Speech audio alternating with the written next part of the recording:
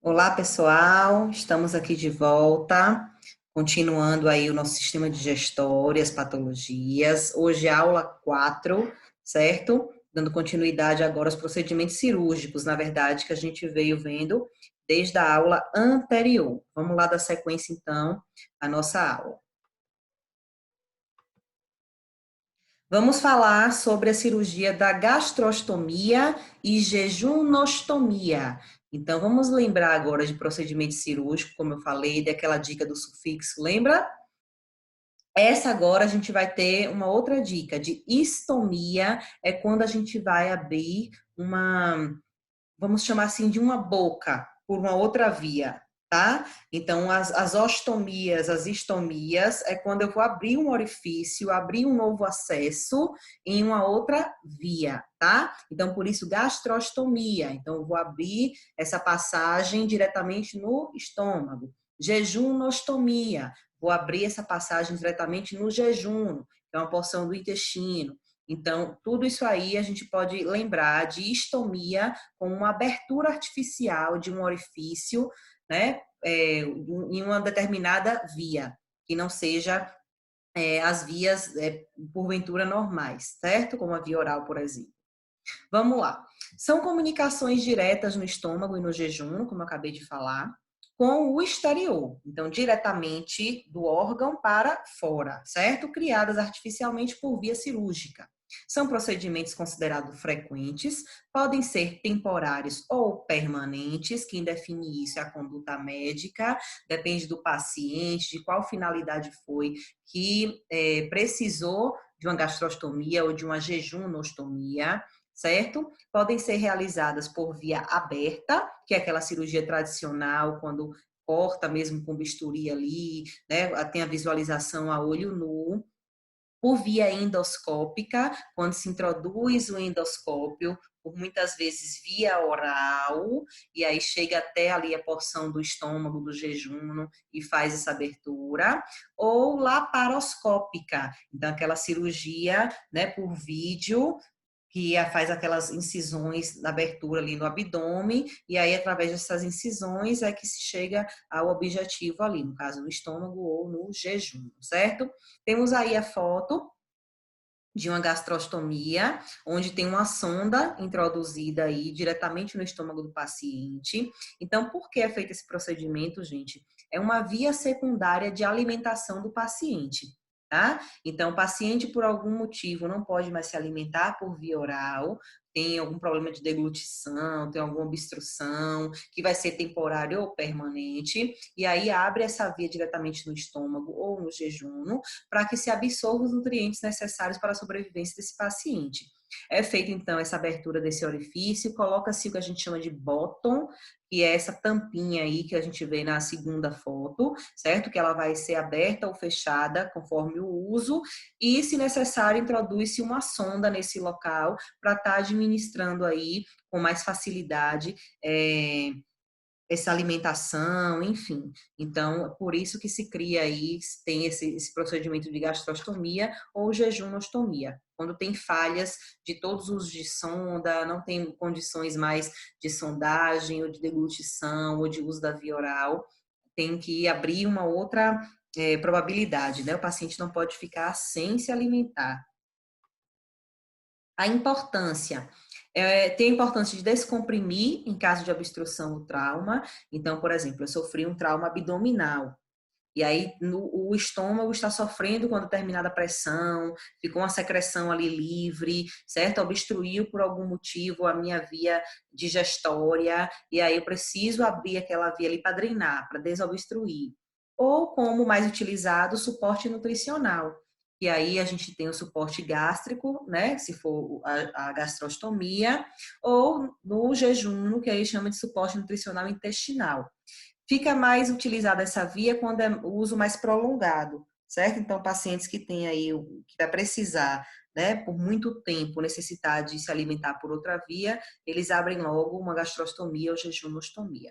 Aqui a gente vê a foto embaixo, né, o botãozinho lá, um botão mais diferente, mas pode ser assim também. Tem abertura com a sondazinha ali, né, que vai fluindo ali a secreção ou para descompressão, ou a gente vai injetar aí a alimentação, tá? O suporte nutricional.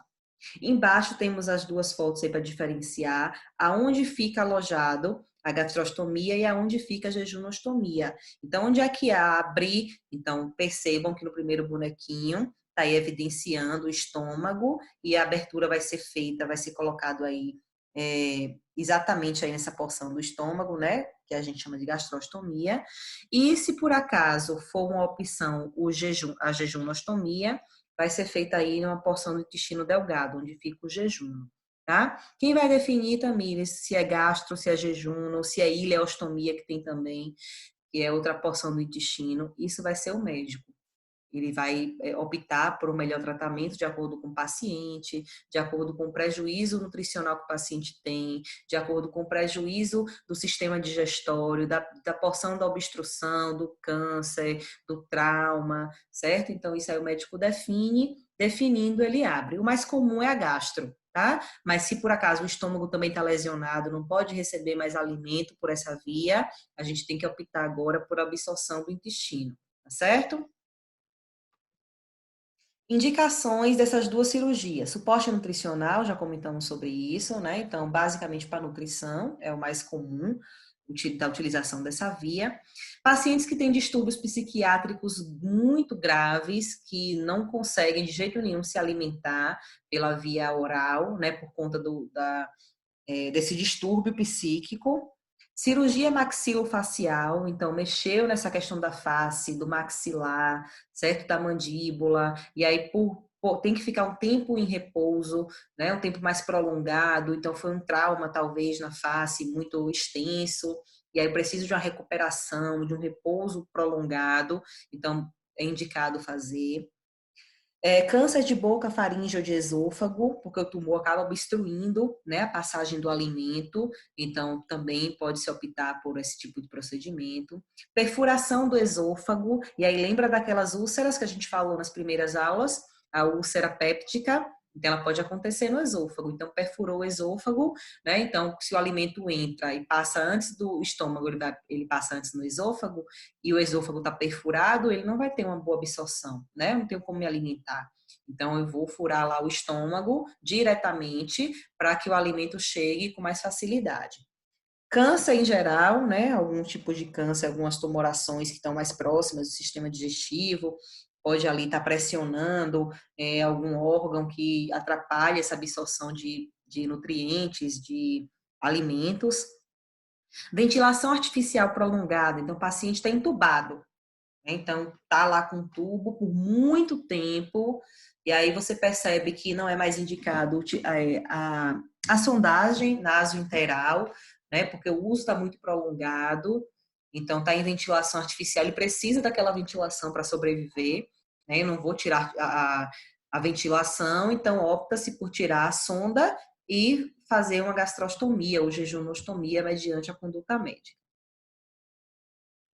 Pacientes politraumatizados graves, então tem múltiplos traumas, aqueles acidentes assim mais feios, né, que mexem com muita coisa no metabolismo, então machucou em muito lugar. Então, é uma indicação também para que não se utilize tanto essa via digestória, de mastigação, né? Às vezes está com muito trauma na face, no pescoço, na região torácica, e aí impossibilita, né, a deglutição adequada. Pré-dilatação esofágica, então o esôfago um pouco mais dilatado também pode prejudicar esse processo de nutrição. Pacientes neurológicos graves, então um TCE muito grave, por exemplo, né, em um estágio assim muito mais avançado, um estado de coma muito prolongado, então talvez seja uma opção também. Algum tipo de distúrbio na deglutição, então o paciente não consegue engolir por algum motivo, né, fisiológico ou psíquico, e o coma prolongado acabei de falar. Então são várias indicações, sendo que a indicação principal é o suporte nutricional. Por algum motivo não se alimenta, então para dar esse suporte de nutrição, preciso fazer. Observem as fotos, certo? Então aí tem criança, né, na maioria das fotos aí, e a gente percebe essa introdução da sonda, ou com bottom ou sem o bottom. Isso varia de cada hospital, né? Às vezes não tem o material adequado, então é utilizado apenas a sonda diretamente nesse ferimento cirúrgico, ou quando tem o bottom, melhor ainda, porque protege mais, né? Inclusive de infecção, limita mais o local ali, o espaço, então eu consigo trabalhar melhor quando se tem o bottom, né? Até para higienizar, para trocar curativo, então a facilidade é maior. Complicações dessa cirurgia. Então, além de causar o bem, elas podem complicar por algum motivo, né? Então, pode desenvolver peritonite, a gente já falou sobre a peritonite, que é a inflamação do peritônio, que é aquela membranazinha que reveste a parede do abdômen. Ora, claro que pode infeccionar, né? Inflamar. Por quê? Porque eu abri um espaço no abdômen. Então, eu rompi o peritônio de alguma forma. Então, se eu manipulo de forma errada, se eu não tenho cuidado de higiene, de asepsia, eu posso provocar aí, né? Abscesso, sepse, como ele está dizendo, infecções locais. Então, a bactéria, o micro-organismo pode colonizar com mais facilidade.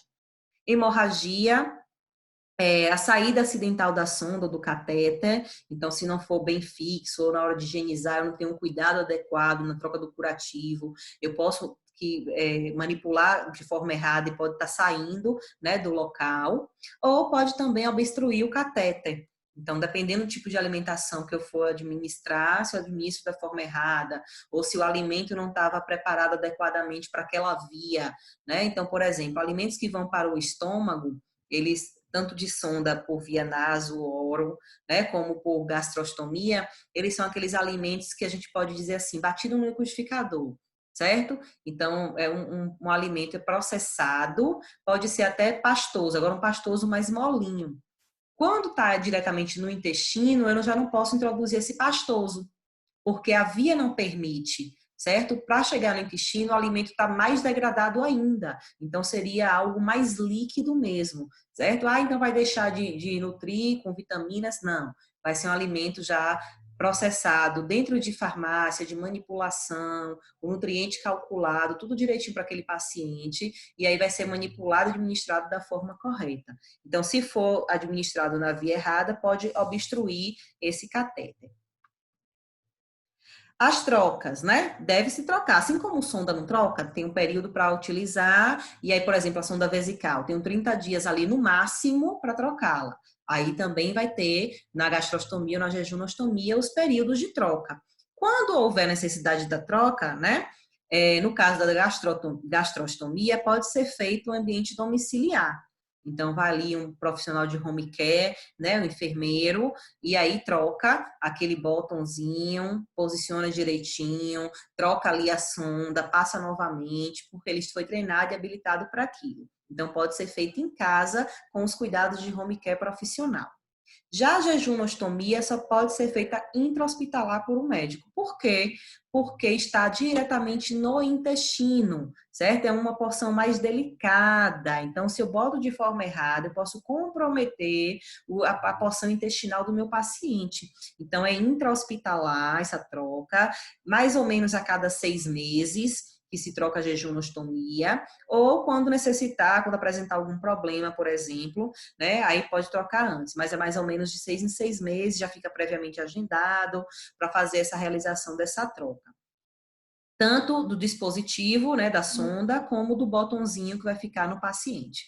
Então, a diferença aí da troca dos dois. A gastro é mais simples, né?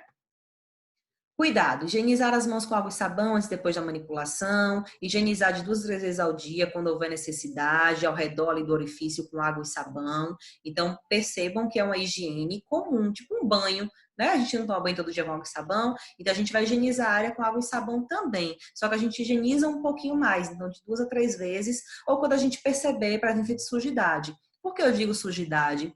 Porque assim, a nossa pele, ela produz suor, né? A gente fica em contato com coisas sujas o tempo inteiro, do ambiente que a gente convive, propriamente dito, da roupa que a gente está, né? Pode encostar em algum ambiente mais sujo, mais contaminado, pode derramar alguma coisa em cima, até da maneira que a gente for administrar a medicação também, a medicação não, a alimentação, pode por vezes cair um pouco ali por cima, então o cuidado da higiene sempre para evitar a contaminação, a infecção. Trocar gás que protege a pele ao redor do orifício. O orifício é a aberturazinha, né, do dispositivo. Então, por vezes, fica envolvido com gaze para proteger ali, né? Como se fosse um curativozinho mesmo. Então, sempre trocar aquela gazezinha para não ficar ali proliferando contaminação. Não utilizar nenhum tipo de óleo ao redor, porque pode lubrificar demais e facilitar a saída do bottom, a saída da sonda, né? Então, se eu lubrifico muito a área, eu posso ter prejuízos posteriores. Mantenha a cabeça elevada sempre no momento que estiver administrando alimentação, água, medicação, para não provocar enjoo e vômito. Então, toda vez que for administrar, mesmo que é no jejum ou no estômago, né, que não seja por via oral, a gente bota o paciente em Fowler ou semi-Fowler, certo? 45 ou 90 graus, para conseguir ter essa administração mais segura, para não provocar nenhum tipo de náusea ou o próprio vômito. Após o término da administração, deixar o paciente nessa posição por pelo menos 40 minutos. Então, ainda deixo o paciente um pouquinho mais curvado, né, sentado, semi-sentado ou sentado, para que esse processo digestivo seja mais tranquilo do que ele deitar ele de vez e provocar uma náusea sem necessidade. Ok, galera? Então, a cirurgia, assim, não é muito da nossa realidade. Tem pacientes aqui em Jacobina que tem gastrostomia, certo? Eu já vi um com ileostomia também, mas que são bem orientados aos cuidados, que seguem tudo direitinho, assim, as trocas, né? Que sabem como se comportar mediante o que estão utilizando. São poucos, mas tem. Próximo procedimento cirúrgico é a laparotomia. E laparotomia, gente, foi uma das primeiras cirurgias que surgiram no mundo, certo? Então, a gente tem a craniotomia, que é aquela do cérebro, né, da cabeça. Acho que já comentei com vocês as primeiras aulas de cirurgia. E a gente tem a laparotomia, e a gente pode classificar ela como laparotomia exploratória, por muitas vezes. Por quê? Porque, tipo assim, falhou um tratamento, não consegui visualizar a imagem, o paciente está ali se queixando de dor, evoluindo com a piora de quadro, não sei o que é, porque nem a tomografia acusou, nem ressonância, eu vou abrir para explorar. E aí o nome, por isso, laparotomia exploradora ou exploratória, certo? Vocês podem encontrar esses dois termos aí na literatura. É quando eu faço uma abertura da cavidade abdominal para explorar o abdômen em busca de algo, né? De fechar algum diagnóstico, de tratar alguma doença, ou de ver o que eu não consegui visualizar a imagem. Então, a olho nu agora eu vou palpar, eu vou sentir, eu vou retirar, eu vou visualizar e vou tratar. Então, é uma cirurgia extensa, considerada cirurgia grande. A gente faz muita cirurgia aqui na cidade com essa definição de laparotomia, tá? Então, por exemplo, pacientes com tiro, pacientes com facada, né, que sofrem aí as perfurações por arma branca de fogo, são pacientes que passam por laparotomias, basicamente, porque é uma cirurgia de emergência, não tem o tempo de estar procurando esse projétil dentro do abdômen do paciente via exames de imagem, né? Então, ele morre ou eu abro. Então, eu abro e a olho nu eu visualizo aí os órgãos que foram atingidos. E por outros motivos também, certo? Quando vocês forem para campo, espero que vocês tenham o prazer de assistir uma cirurgia dessa. É uma cirurgia grande, mas cirurgia assim, bem produtiva, bem rica, porque a gente consegue visualizar muita coisa ao mesmo tempo. E a gente tem essa etapa da laparotomia. Então, a laparotomia é a abertura cirúrgica da cavidade, então eu abro o abdômen, e aí pode ser horizontal, pode ser vertical, pode ser longitudinal, pode ser transverso, pode ser em T, certo? Quem vai definir o tipo da incisão é o médico. Geralmente são grandes incisões, ficam cicatrizes grandes, porque ele precisa de um campo grande de visão para palpar, para sentir, para tocar todos os órgãos ali e procurar, né, investigar onde está o prejuízo dentro ali do abdômen. Segunda fase é explorar, então primeiro eu abro, depois eu exploro toda a extensão, então eles vão palpar órgão por órgão, olhar vasos por vasos, certo? Vai higienizar, vai lavar com soro fisiológico, vai secar com a compressa, vai lavar de novo, então vai ver várias vezes, muitas vezes vai ordenhar ali o intestino todo, então de fato é uma cirurgia, como eu falei, muito rica. Eles vão tirando assim os órgãos, ó, e você consegue visualizar a olho nu as estruturas internas, enquanto eles estão buscando ali a causa, né, do problema do paciente. Quando ele acha a causa do problema, é que se tem a realização propriamente, a cirurgia propriamente dita, a realização. Como assim? Por exemplo, no exame não detectou nada. Eu abri, então, a cavidade abdominal, palpei o fígado, não é no fígado. Palpei ali o estômago, não é no estômago. Palpei ali o intestino delgado, não é o intestino delgado. Ah, mas aqui no intestino grosso, aqui desse lado, ó, no cólon ascendente, no cólon descendente, eu tô vendo aqui uma perfuração. Pronto. Então, ele primeiro explora para achar o problema. Pronto, encontrou o problema, vamos resolver antes de fechar. Tá bom? Então, é um tumor, vou tirar o tumor. É uma obstrução, vou desobstruir. É um tiro, eu vou resolver o tiro. É uma abertura, vou fechar a abertura. E assim vai. Por fim, eu reviso de novo a cavidade abdominal toda, então eles acham um problema, mas pode ser vários, né?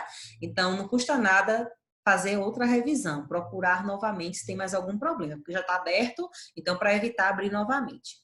Não encontrei nada, agora eu vou tirar minhas compressas todas que eu utilizei, minhas gases, minhas pinças, para não ficar nada no paciente, e vou fechar a cavidade de forma de sutura, né? Então, abrir de fora para dentro, eu fecho de dentro para fora, respeitando as camadas direitinho, protegendo de novo aqueles órgãos que eu manipulei. Então, a cirurgia é grande, uma cirurgia super interessante. Vocês vão ficar assim, bem em êxtase quando tiverem o prazer de presenciar. Indicações. Pode ser uma laparotomia diagnóstica ou terapêutica. Então, diagnóstica, quando eu não conheço que doença é, não sei o que tem naquele paciente, eu vou em busca de um diagnóstico. Pronto. Então, eu abri, procurei, fucei tudo e achei um tumor no fígado. Pronto. Então, fechei o diagnóstico a partir do procedimento cirúrgico. Antes dele, eu não consegui fechar. Então, a gente chama de laparotomia diagnóstica. Quando é terapêutica, é quando já tem um diagnóstico, tá? Eu preciso fazer a laparotomia para tratar aquela patologia, para tratar aquela lesão, aquele trauma. Então, de novo, o paciente recebeu um tiro no abdômen.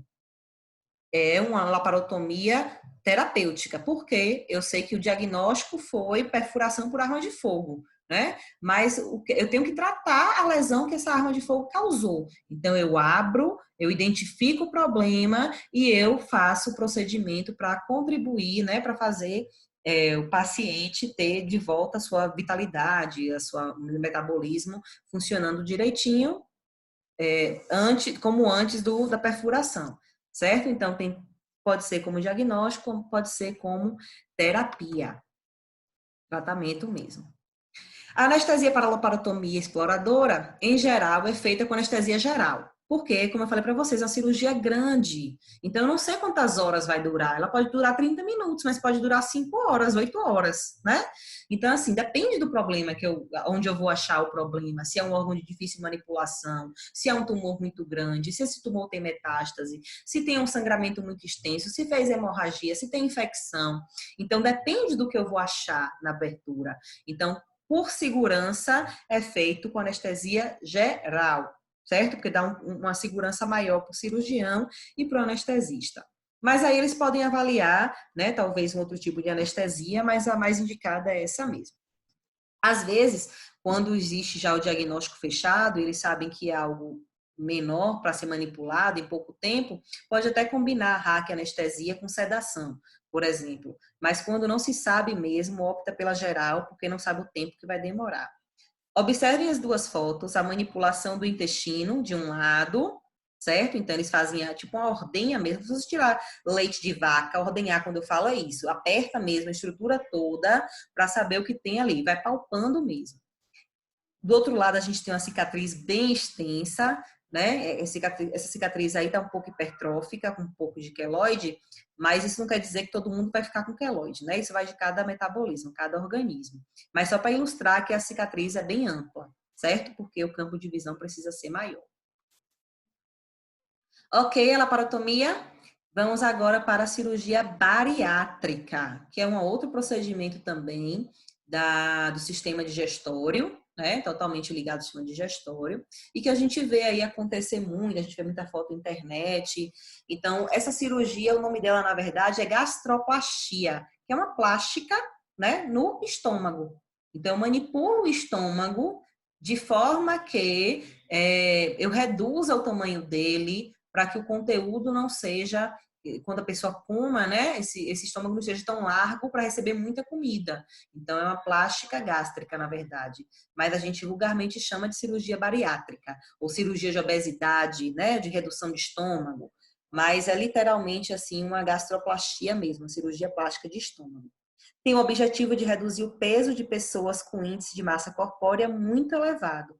Então, aí também é indicado já para obesidade grau 3, certo? Então, aqueles obesos assim mais mórbidos, que já tem prejuízos aí de saúde mesmo, muitas complicações de mobilidade. Então, é avaliado um conjunto de coisas, certo? Para a indicação dessa cirurgia. É uma cirurgia realizada em pessoas com peso muito acima do ideal, chamados obesos mórbidos, como eu acabei de falar. Aí a gente tem os tipos de técnica. Quem vai escolher a técnica vai ser o cirurgião, né, junto com o paciente, explicando a necessidade, a indicação daquele metabolismo, qual tipo vai ser melhor. Então, a gente tem a introdução do anel gástrico, chamada de banda gástrica, quando você vai afinar, né, o estômago, apertando assim com um anel externo, certo? E aí, quando você come, como ele está apertadinho ali, ele não consegue, né, se alimentar com muita coisa. Temos aqui embaixo a gastrectomia, quer dizer, a retirada de uma parte do estômago. Então, o estômago do obeso, geralmente, ele é mais dilatado, mais relaxado, porque ele está habituado a comer muita coisa, né? A receber muito alimento. Ele vai se dilatando, vai frouxando. Então, em alguma indicação médica, alguma orientação, é necessário retirar uma parte desse estômago. Então, eu tiro um pedaço mesmo e deixo ele mais fininho, tá? E tem também essa técnica aí, essa outra foto mais em cima, que é quando eu ligo diretamente o esôfago ao intestino. Eu corto a via do estômago, tá? Por quê? Porque eu provoco uma absorção direta no intestino, o que diminui também a quantidade de alimentos a ser ingerido por essa pessoa, porque de alguma forma ele atrapalha, né, essa absorção de muito alimento, de muita comida. Então eu ligo diretamente o esôfago ao intestino. Então, para chegar diretamente no intestino, tem que ser alimentos mais degradados, mais específicos. Então, por vezes, é necessário fazer essa ligação, isolando o estômago, tá? Quem vai definir a técnica é o cirurgião, mediante a necessidade do paciente. É indicado para obesos grau 3, como eu já havia falado. Deve ser feito um acompanhamento multidisciplinar, ou seja, o paciente não é só, vou fazer bariátrica e vou e pronto, acabou. Não. Antes de operar, ele é acompanhado por muitos meses, né? Então, o peso dele está ok para operar, existe um risco pré-operatório, quais são os exames que ele deve fazer, passa por nutricionista, por endocrinologista, por psicólogo, por terapeuta, porque, gente, é uma pessoa que está abalada emocionalmente, psicologicamente, pelo seu tamanho, certo? Então, existe uma desconfiguração estética do ser humano na obesidade grau 3, a obesidade mórbida. E quando ele operar, ele vai perder muito peso, o que causa um choque de realidade também. Então, isso precisa ser muito trabalhado no psicológico dele. Então, esse apoio psicológico, esse acompanhamento com outros profissionais, né, para cada um na sua área ali contribuindo para que seja uma cirurgia mais confortável possível, com menos riscos, com menos complicações e um pós-operatório mais tranquilo. Existe comorbidade, ou seja, esse obeso, além de obeso, ele tem diabetes, ele é cardiopata, ele é paciente renal, ele tem algum problema de hipertensão, ele toma medicação para alguma coisa, ele é paciente psíquico, enfim. Então, além da doença, a obesidade, existe o quê? Quais fatores de risco associados? Quais exames ele deve fazer? Os exames dele estão em uma taxa de segurança boa para operar, né? Então, tem um padrão seguro de exame de imagem, de exame de sangue, né? Laboratorial em geral, na verdade. Enfim. O acompanhamento pós-operatório deve ser muito minucioso. Então, existem as consultas pós-operatórias, o acompanhamento psicológico, nutricional, plástica, né? Porque a pele vai ficar sobrando demais, esse excesso de pele deve ser reduzido para evitar outros tipos de contaminação, de problema, na verdade, né? De assaduras, enfim, outras questões da pele mesmo em si. O hospital deve dispor de equipamentos para obesos, então não é qualquer hospital que opera a cirurgia bariátrica. Por quê? Porque, por exemplo, aquelas mesas cirúrgicas têm um limite de peso, se não me engano, 150 quilos. Então, se o paciente tem mais de 150 quilos, né, e obesidade mórbida grau 3 é mais do que isso. Então, se é um paciente que tem mais de 150 quilos, se eu coloco ele na mesa daquela, a mesa cai, ela quebra. E aí o paciente está anestesiado, o paciente cai no chão, vai provocar outro trauma, não consegue operar, então é toda uma confusão. Então, o hospital que é preparado para a cirurgia bariátrica, ele tem uma estrutura física e de equipamentos voltadas para o obeso. Então, as camas cirúrgicas são diferenciadas, das enfermarias, né, dos quartos, os banheiros são adequados para o obeso, então quando ele for ao banheiro para fazer as necessidades fisiológicas dele, para tomar banho, né? Então eu preciso de um espaço maior, de um vaso sanitário que adeque ao peso. Então tudo isso aí deve ser visto. O hospital tem equipamento adequado, seguro, para não ter outros traumas, né? Outros prejuízos. Então opera sim essa cirurgia bariátrica com segurança. Aí a gente vê algumas fotos de pacientes que passaram pelo procedimento de cirurgia bariátrica, né? Então, assim, não é tão lúdico assim, tão maravilhoso. É claro que é uma mudança de vida extraordinária, mas o processo, por vezes, é muito doloroso. Quando eu falo doloroso, não é só de dor em si, não, dor física, mas a questão da aceitação do novo corpo, desse pós-operatório, de deixar de comer o que gostava, da quantidade, você se adaptar a uma nova realidade. Esse processo é um pouco sofrido, né? Eu conheço pessoas que já fizeram e que relatam assim situações bem ruins desse processo pós-operatório, né? De querer comer, não conseguir, de muita náusea, de vômito, de muita medicação, de muita consulta, do você se olhar no espelho e se ver como se fosse uma outra pessoa e que isso impacta no psicológico. Então deve ser bem trabalhado esse pós-operatório. O paciente, na maioria das vezes, consegue, né, procedimento plástico de reparação. Então, existe cirurgia plástica no SUS? Sim. A prioridade é sempre para reparação, certo? Principalmente de cirurgia bariátrica. Então, se entende essa cirurgia plástica do paciente bariátrico como algo vital, algo de saúde, de necessidade, não é só estética. Então, o SUS oferece, é claro que não é tão fácil assim, mas existe um tempo, né, para se solicitar, para se fazer, e acontece. Então, os pacientes devem retirar a pele. Ó, a imagem desse homem aí embaixo, né? Olha o tanto de pele que ele puxa. Então, imaginem vocês visualizar. É claro que todo mundo gostaria de ficar magro, com um corpo muito bonito, mas de repente essas sobras de pele começam a incomodar, né, esteticamente também. Então, deve ser esse trabalho psicológico aí bem intenso com esse paciente e buscar também essas reparações o quanto antes.